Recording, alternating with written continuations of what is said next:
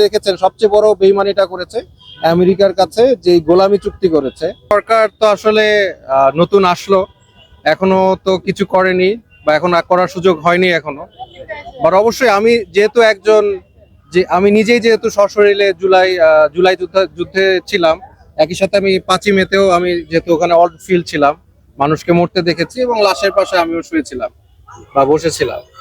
কাজেই আমি জানি ওটা কি পরিমাণ গুরুত্বপূর্ণ, যেহেতু আমি নিজেই ওখানে ভুক্তভোগী। আমি অবশ্যই আশা করব যে সরকার ওইখানকার আহত এবং ওইখানকার নিহতদের জন্য যেই সম্মানটা জুলাই যোদ্ধারা পাচ্ছে বা পাবে বা পাওয়া উচিত, সেই একই সম্মান এবং শ্রদ্ধা যাতে আমাদের আমরা যারা 5ই মেতে সংগ্রাম করেছি তাদেরকেও যাতে দেওয়া হয়, সেটা সেটা অবশ্যই আমাদের আকাঙ্ক্ষা থাকবে।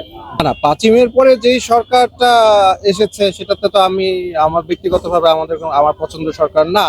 আমি যদি আরো ক্লিয়ারলি বলি, ইন্টারিম সরকার তো আসলে তার কোনো বৈধতা নিয়ে প্রশ্ন আসে। এখন অনেকে এটা নিয়ে আরো অনেক বিস্তারিত আলোচনা আছে আসলে কি কিরকম, কিন্তু অবশ্যই আমরা দেখেছি ইন্টারিম সরকার তাদের নিজের ট্যাক্স মকুম করা, যেমন ডক্টর ইউনূস যেটা করেছেন, এবং নিজেদের সুবিধা বৃদ্ধি করার দিকে বেশি ফোকাস ছিল, যেটা এখন এটার মানে বলার উপেক্ষা রাখেন, এটা সবাই জানে। এবং জুলাইয়ের সাথে সবচেয়ে বড় বেইমানি আমার মতে ইন্টারিম সরকারই করেছে। জুলাই আরো অনেক সফল হতে পারতো, আমরা অনেক কিছু পেতে পারতাম।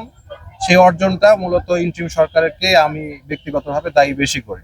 আমরা জুলাইয়ে দেখলাম যাদেরকে যেমন তাদের ফোকাসটা কি ছিল, তাদের নিজের উন্নতি ছাড়া দেশের উন্নতি। এবং আপনি যে দেখেছেন সবচেয়ে বড় বেইমানিটা করেছে আমেরিকার কাছে, যে গোলামি চুক্তি করেছে, সেটার থেকে বড় বেইমানি তো হতে পারে না। আমরা ইন্ডিয়া থেকে স্বাধীন হয়ে আমেরিকার কে পরাধীন করলো, এটার জন্য তাদেরকে তো আমার মতে আইনের একটা তদন্ত করা উচিত, যেটা করা হবে না, ফলে রাজনৈতিক কারণে এটা সম্ভব না।